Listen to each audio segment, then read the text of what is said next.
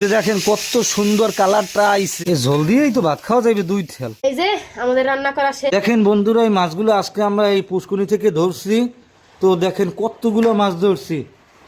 এই যে দেখেন, আপনাদেরকে সব দেখাই। চিংড়ি মাছ, এই আমার মেয়ে হেও আছে দেখার জন্য, সে তো পুরো খুশিতে আত্মহারা। তো লিজিয়া, এখানে যে মাছগুলো আছে ধরছি, এইটা কি মাছ? এইটা এই যে এগুলো যে চিংড়ি মাছ। হ্যাঁ, এর পরেরটা শলা চিংড়ি। শলা চিংড়ি। হ্যাঁ, এই সব আমাকে পুকুরের, এগুলো আমরা পুকুরে হইছে। আর এই পাশে এগুলো কি মাছ?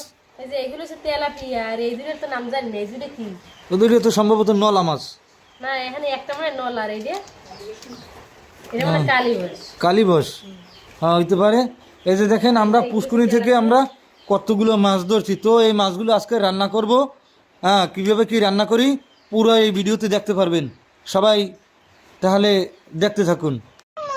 এই যে দেখেন, আমার মা সে মাছ বাছিয়ে বাছিয়ে সব রাখতে আছে, আলাদা করতে আছে। হ্যাঁ, গুড়িগুলো এক জায়গায়, বড়গুলো অন্য জায়গায়, খুব সুন্দরভাবে মাছ বাছতে আছে। আর এই দি ছোট মায়, আম্মু, এই আমার ছোট মায় দেখেন, হেও মাছ করবে করিয়া চিল্লি পাল্লা করতে আছে। ওই দেখছেন আপনারা, চিল্লি পাল্লা করতে আছে। এই যে এখন বড় মাছ কাটতে আছে। তো দেখেন অনেক বড় মাছ। লিজা, এটা কি মাছ? হ্যাঁ, নলা মাছ। নলা মাছ। তো দেখেন, এই সমস্ত মাছগুলো আজকে আমরা পুষ্করণী থেকে ধরছি। তো আজকে খাওয়ানটা জব্বর হইবে। হ্যাঁ, আর আমার এই ছোট মায় খালি চিল্লে পাল্লা করতেছে, খালি মাছ করবে মাছ করবে, খুব চিল্লে পাল্লা করে। এই মাছ কোটা কমপ্লিট, এখন ধুইতে আছে। লিজা, এখানে কি কি মাছ ধুইতেছ? ওই তো তেলাপিয়া, এবার হচ্ছে ওটার নাম কি? কালীবাস নলা না? তেলাপিয়া, কালীবাস, নলা। আর এইখানে হইল চিংড়ি মাছ, এই চিংড়ি মাছ। আর সব ধোয়া কিন্তু কমপ্লিট, আমাকে অলরেডি মাছ ধোয়া কমপ্লিট। কারণ পুষ্করণীতে বসিয়া অনেকগুলো ধোয়া দিয়েছে। এখন ঘরে বসে একটা মানে হাওলা হাওলা একটা ধোয়া দিয়েছে। এখন এগুলো এই সব হলুদ মরিচ এগুলো মাখবে। এখন এই কি কি দেবা? এই যে মরিচ, এবার হলুদ, এবার লবণ দিয়ে ভালো করে মাখাইয়ে এবার তেলের উপরে ভাজতে হইবে আগে। এটাও দিয়ে দেবো, ওই মাছের মধ্যেও দিয়ে দিই, চিংড়ি মাছের মধ্যে। চিংড়ি মাছ আগে ভাজতে নেব তো। হ্যাঁ,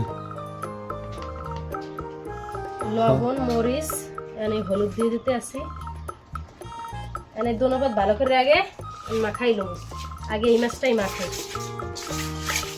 মাখাইয়ে সুন্দর করে এবার তেলের উপরে। হ্যাঁ, মানে তেলে এপিট ওপিট দোনো পিঠ ভাজবা, পরে হালকা হালকা ঝোল দেবা নাকি?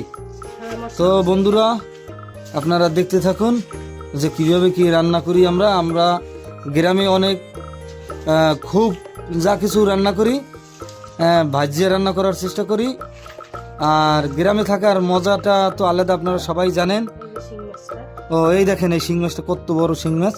হ্যাঁ, এটাও কিন্তু আজকে আমরা পুষ্করণী থেকে ধরছি।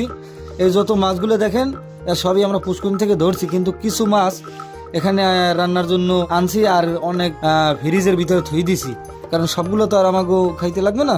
এই যে আমরা চুলের উপরে কিন্তু অলরেডি কড়াই দিয়ে দিছি, এখন তেল দেবে। এই যে তেল দিয়ে দিতে আসি, কড়াই গরম হয়ে গেছে। তেলটা ভালো করে গরম হইলে এবার দিয়ে দেবো ওই মাছগুলো, চিংড়ি মাছগুলো দিয়ে দেবো। মাছ খাবা? আচ্ছা, খাবা না। আমার মেয়ে কিন্তু চিংড়ি মাছ খাইতে অলরেডি আই পড়ছে। এই যে তেল গরম হয়ে গেছে, আর আমি এই চিংড়ি মাছগুলো দিয়ে দিতে আসি।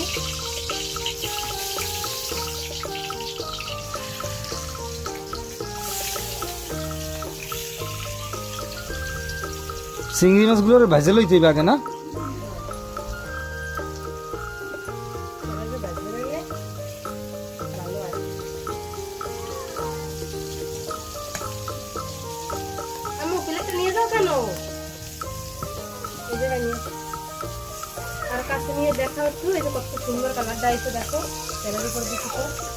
হ্যাঁ, অনেক সুন্দর কালার হয়েছে, মন চাই তো এখনই খাই ফেলাই।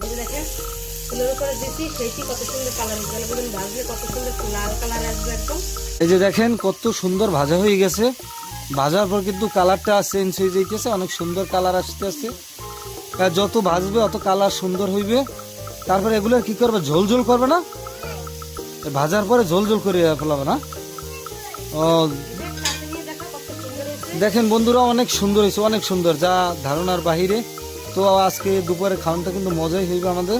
আবার তেল দিয়ে নিতে আসি মাছ, এই যে এই মাছগুলো ভাজার জন্য। আমাকে চিংড়ি মাছ ভাজা শেষ, এখন আমরা এই মাছগুলো আবার ভাজি নেব। এই যে চিংড়ি মাছ ভাজা হয়ে গেছে, খুব সুন্দর হয়েছে কিন্তু চিংড়ি মাছগুলো ভাজা না। এই যে আগে দিয়ে দেবো শিং মাছটা। ও শিং মাছটা ভাজি দিলাম আগে। এই দেখেন আমাদের মাছে কিন্তু ডিমও হয়েছে, তো এই ডিমগুলোরও ভাজা ভাজা করব আমরা। এই দেখেন এই মাছে চিংড়ি মাছ চড়ানোর জন্য মশলা কষাইতেছে। এই যে বেলানা করা পেঁয়াজ রসুন দিয়ে দিতে আছে, আদা বাটা আবার আলাদা। ও পেঁয়াজ রসুন এগুলো একবার ব্লেন্ডার করছো না? এই যে আদা বাটা, এই হলো আদা বাটা, এগুলো আর সুন্দর করে কষাইতে হইবে। কাটা পেঁয়াজ দিয়ে দেবো। এই যে কাটা পেঁয়াজ, এগুলো চিংড়ি মাছ পাকাইবি তো এই জন্য আর কি পেঁয়াজ আলাদা কেটে রাখছিল, এগুলো দিয়ে দিছে। তো পেঁয়াজও কিন্তু চিংড়ি মাছের লাগ ভাজা ভাজা হইবে, অনেক সুন্দর মজা হইবে খাইতে। এই দেখেন মাছ উল্টোইয়ে দেওয়ার পরও কিন্তু আমাদের ভাজা প্রায় শেষ হয়ে গেছে, আর অল্প একটু সময়ের মধ্যে ভাজা হয়ে যাবে। তো এই মাছেও কিন্তু আমরা হালকা ঝোল ঝোল রাখবো। এই যে চিংড়ি মাছের লগে হলুদ, এবার মরিচ এই দিয়ে দিতেছি। লবণ আগেই দিয়েছিলাম, এখন আর দিব না, লাগলে পরে একটু দিয়ে দিব। অনেক এটা ভালো করে কষাইলো। এই যে আমার কষানো শেষ।